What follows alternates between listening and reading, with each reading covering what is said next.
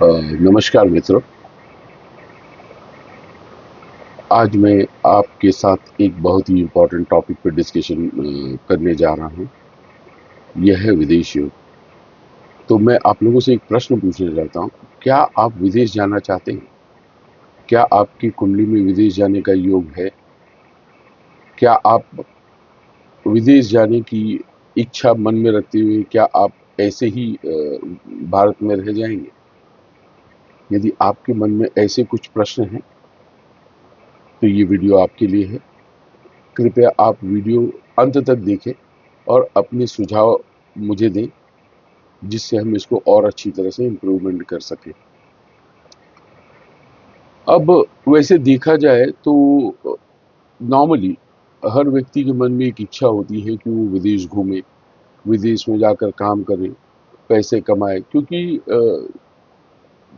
Basic difference ये है भारत और विदेश में कि वहाँ सुविधाएं बहुत ज़्यादा हैं, आबादी कम है, इसलिए भीड़ भाड़ नहीं है। और जितनी भी सुविधाएं हैं वहाँ पे लोग बहुत कंफर्टेबली रह पाते हैं। इंफ्रास्ट्रक्चर बहुत अच्छा है वहाँ का। वहाँ पे अर्निंग पोटेंशियल बहुत ज़्यादा है। वैसे भारत में भी अर्निंग पोटेंशियल में कोई कमी नहीं है। ये डिपेंड करता है कि हम किस तरह से जो मौके हमारे पास आते हैं उसको भुलाते हैं। So coming back to the main topic, यदि आप विदेश जाना चाहते हैं तो इसमें आपको डिफ्रेंशिएशन करना पड़ेगा कि विदेश जाना कई प्रकार का हो सकता है। आप फॉरेन टूर करें, फॉरेन में जॉब करें और फ्रीक्वेंटली इंडिया लौटें। फॉरेन सेटलमेंट की बात करें कि आप वहीं रह जाएं, जहां पर पीआर, सिटीजनशिप, ग्रीन कार्ड वगैरह की जो स्थितियां बनती हैं। अब फॉरेन टूर को कैसे डिफाइन करेंगे? व्यक्ति छोटी छोटी यात्राएं करता है। अब जब व्यक्ति छोटी छोटी यात्राएं करता है तो इसके लिए क्या ज्योतिषीय योग होने चाहिए कुंडली में। वैसे जो तीसरा भाव है हमारी कुंडली का, वो छोटी छोटी यात्राओं का है। यदि यहाँ पर राहु हो या तृतीय भाव का स्वामी नवम भाव में हो, 12वें भाव में बैठ जाए, तो ये एक फ्रीक्वेंट फॉरेन ट्रैवलर का योग बनाता है।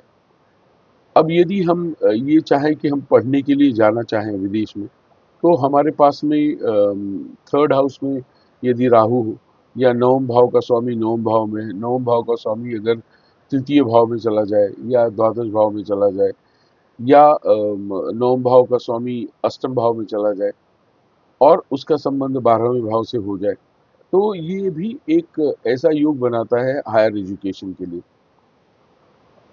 अब किसी की इच्छा रहती है कि वो फॉरेन जॉब करे। अगर फॉरेन जॉब करने का यदि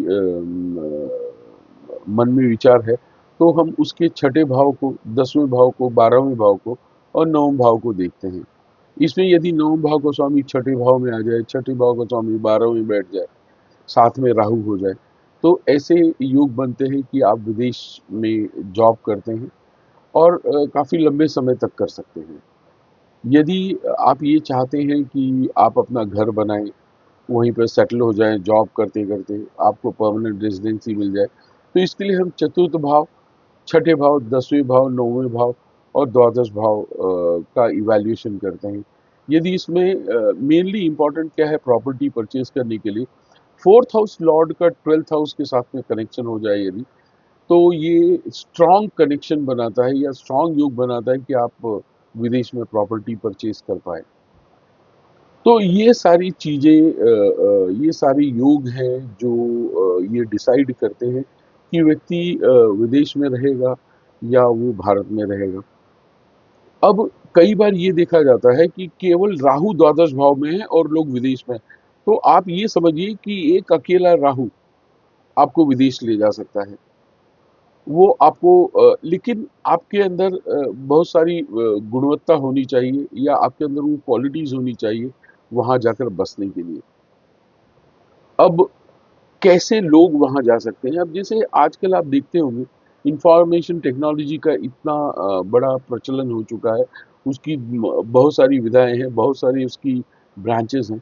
ऐसे लोग विदेश जा सकते हैं या कोई एविएशन में हो तो वो जा सकता है। या कोई ट्रैवल से रिलेटेड कोई काम कर रहा हो तो वो विदेश जा सकता है। रिसर्च करने के लिए लोग विदेश जा सकते हैं।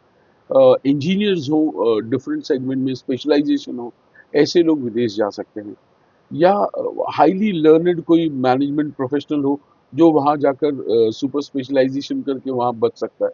तो ऐसे कई प्रकार के लोग हैं जो क्लास के लोग हैं जो वहाँ जाकर बच सकते हैं। अब हमारी इच्छा है कि हम विदेश में बसें, वहाँ कमाएँ और अपने जीवन को सुगम बनाएँ या उसको सफल बनाएँ। तो इसके लिए कुछ प्रिकॉशंस भी हमें लेने होंगे।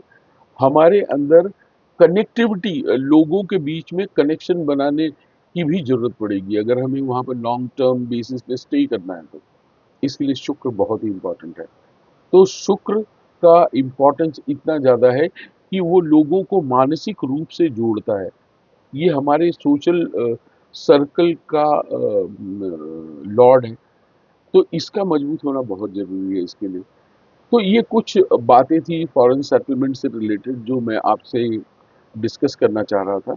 यदि आप भी जानना चाहते हैं कि आपकी कुंडली में फॉरेन सेटलमेंट का योग है या आप कब जा सकते हैं, हाँ, अब कब जा सकते हैं इससे याद आया कि इसमें ट्रांजिट भी बहुत इंपॉर्टेंट है। जैसे जुपिटर का ट्रांजिट 9th हाउस में हो जाए, 12th हाउस में हो जाए, वो फोर्थ लॉर्ड है। या फोर्थ हाउस लॉर्ड का ट्रांजिशन 9th हाउस में हो जाए, 12th में हो जाए। थर्ड हाउस लॉर्ड का transition 6th house, 7th house, 9th house, 10th house या 12th हाउस में हो जाए। और इस पे जो ग्रहों की जो जरूरत है, जैसे शुक्र का मजबूत होना जरूरी है, राहु का साथ मिलना जरूरी है। तो अगर ऐसी बहुत सारी चीजें इकट्ठा हो जाती हैं तो व्यक्ति उस समय पर विदेश जा सकता है, प्रोवाइडेड उसकी दशाएं कुछ दशा अंतर्दशा कुछ ऐसी हो। मैं जब दशा की बात कर रहा हूँ तो मैं महादशा की बात कर रहा हूँ। महादशा अगर तृतीय भाव के स्वामी की हो, छठे भाव के स्वामी की हो, नवम भाव के स्वामी की हो, दशम भाव के स्वामी की हो या द्वादश भाव के स्वामी की हो, या इनकी अंतर्दशाएं इन्हीं ग्रहों की महादशाओं में से हो, तो ये बहुत ही स्ट्रांग योग बनाते हैं, या वो समय को ट्रिगर करते हैं जब व्यक्ति विदेश जा सकता है। लेकिन मैं आपको यहाँ पे एक डिस्क्लेमर देना चाहता हूँ, केवल किसी एक ग्रह को, किसी एक भाव में किसी ग्रह की स्थिति को या दशाओं और अंतर्दशाओं को देखकर हम ये प्राइमा फेसी तो कह सकते हैं कि विदेश जाने की योग है, बट इसको भी निर्धारण करने के लिए कुंडली का एनालिसिस करना बहुत जरूरी है। आप किसी विद्वान ज्योतिषी से इसका एनालिसिस करवाएं, या यदि आप चाहते हैं तो आप मुझे भी अपनी पत्रिका दिखा सकते हैं, या अपना हॉरोस्कोप दिखा सकते हैं, तो मैं भी आपको इस पर एडवाइस कर सकता हूँ। मेरा डिटेल्स आपके पास अवेलेबल है मेरे पेज पर। आप मुझे 9004249995 पर कांटेक्ट कर सकते हैं, वहाँ पर व्हाट्सएप भी भेज सकते हैं।